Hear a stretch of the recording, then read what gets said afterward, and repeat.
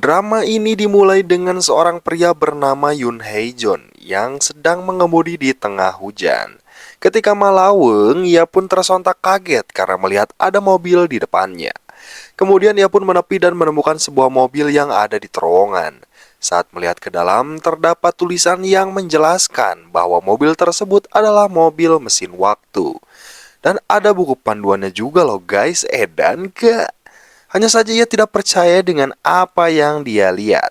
Namun karena rasa penasarannya yang begitu tinggi, dan itu pasti karena saya juga kalau jadi dia pasti penasaran karena ingin mengulangi kesempatan yang pernah saya sia-siakan, edan.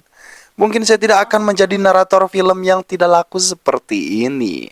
Si Yoon Hae Jun pun mencoba mobil itu dan pergi ke tahun 3085.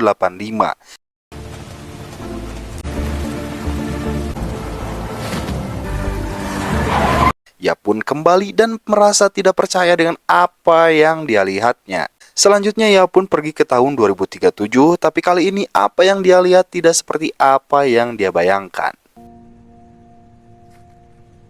내가 거기서 본 게 대체 Scene selanjutnya memperlihatkan Yoon Hae Jun yang sedang makan es krim konelo bersama kedua bocil kematian di desa Wojungri.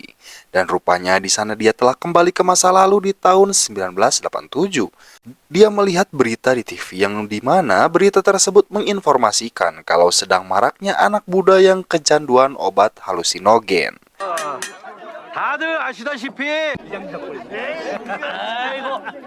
Terlihat di sana penduduk desa yang sedang berkumpul dan sedang merayakan desanya yang terbebas dari kejahatan. Mereka bangga karena memiliki komunitas yang hebat. Sampai-sampai mereka sesumbar kalau mereka telah mendidik anak-anaknya dengan sangat baik dan tidak akan mungkin jika anak-anak mereka berbuat nakal. Tiba-tiba Yoon Hee Jun datang dan berkata kalau semua itu akan berubah. Ia memberitahu pada mereka bahwa ada anak-anak di pegunungan yang sedang mojok menghirup lem Aibon. Dan dalam waktu 2 menit akan ada teriakan suara remaja perempuan di atas sana. Tentu saja para orang tua tersebut tidak percaya dengan apa yang dikatakan Yoon Hae Jun. Namun tiba-tiba 입법에 따르면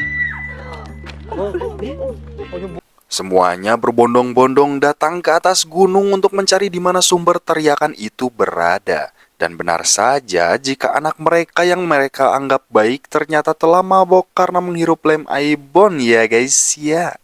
Di sana Yoon Hee Jun bertemu dengan cewek gaul dan bandel di mana dia ini ternyata dalang yang membuat anak-anak jadi mabok lem guys. Saat Yoon Hee Jun sedang menegur, tiba-tiba cewek tersebut hampir saja masuk ke jurang.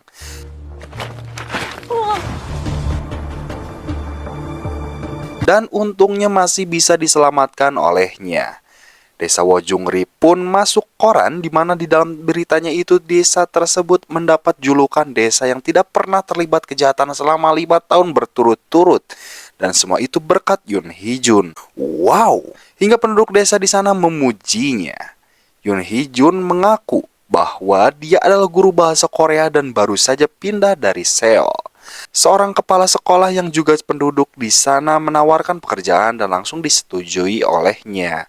Ia pun pindah dan tinggal di desa itu. Ia menjalani kehidupan di sana selama kurang lebih sebulan. Sebelum dia kembali ke tahun 2021, alasan dia melakukan semua hal itu karena di desa tersebut ada kasus pembunuhan berantai yang kasusnya berawal di tahun 1987. Dia mencoba menemukan pembunuh yang sebenarnya pria yang dituduh sebagai pembunuh setelah dipenjara selama 32 tahun dan akan dibebaskan keesokan harinya. Yoon Hae Jun memintanya untuk tetap hidup dan menceritakan apa yang terjadi di desa itu. Alasan utamanya yaitu karena 1 tahun dari sekarang, Yoon Hee Jun akan mati. Mengapa bisa begitu? Kan kematian adalah sebuah misteri. Ya namanya juga film atuh sayang.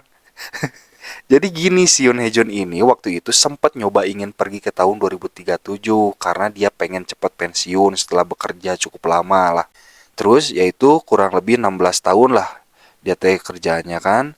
Tapi ternyata dia nggak bisa pergi ke tahun itu dan menemukan fakta yang mengejutkan bahwa dia bakalan mati di tangan pembunuh berantai. Dia juga nemu korek yang dimana korek tersebut merupakan ciri khas dari si pembunuh berantai tersebut. Terus Yoon Hee Jun juga bilang kalau si pria itu bunuh diri sehari sebelum ia dibebaskan. Hingga ia gak percaya kalau pembunuh berantai itu adalah si pria ini. Yang tentu membuat si pria ini terharu karena masih ada orang yang mempercayainya. Gitu ceritanya ya guys. Ya, lanjut. Lanjut. Scene berganti pada seorang wanita yang bernama Baek Yoon Yong. Dia adalah seorang pekerja editor untuk penulis terkenal bernama Komi Suk.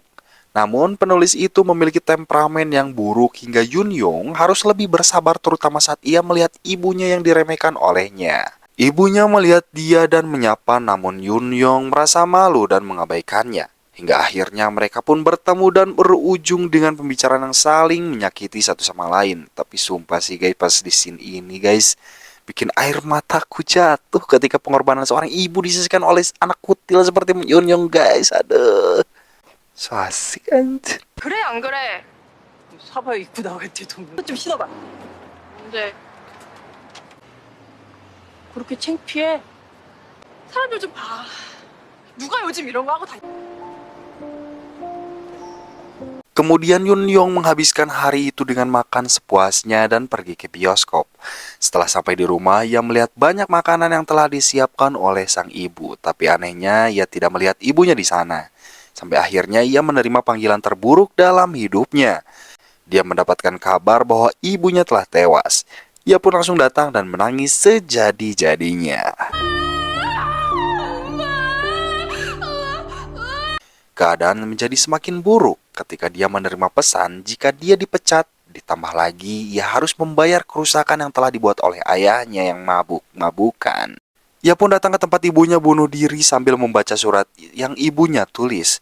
Yoon Yong sangat menyesal karena tidak sempat meminta maaf atas pertengkaran mereka. 엄마는 잊지 않았어. 나는 평생 엄마랑 놀 거야. 엄마가 꼬부랑을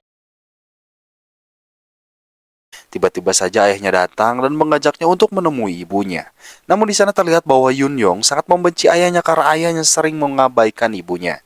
Dan dia pun berharap bisa melakukan perjalanan ke masa lalu agar ibunya tidak bertemu dengan ayahnya. Sehingga ibunya bisa lebih bahagia tanpa sosok suami seperti ayahnya. Mendengar hal itu ayahnya pun lewe.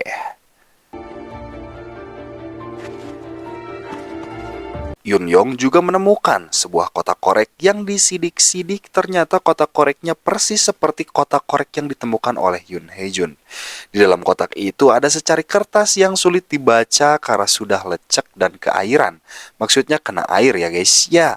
Dia pun berjalan pergi dan berakhir di terowongan yang biasanya Hee Jun lewati.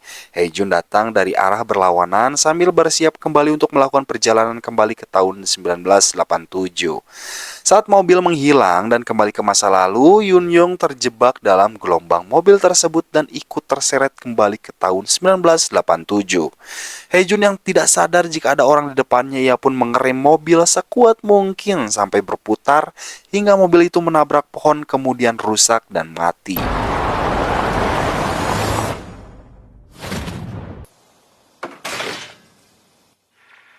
Yoon Yong yang pingsan langsung tersadar dan berjalan menuju ke arah pulang.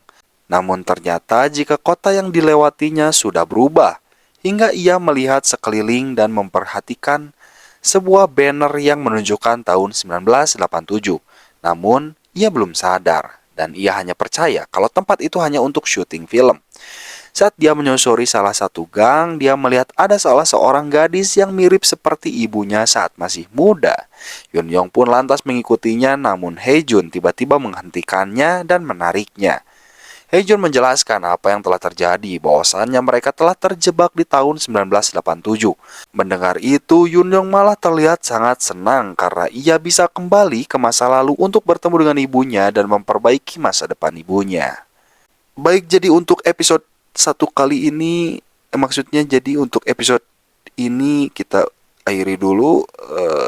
Tetap di sini, tunggu untuk episode berikut. Ya.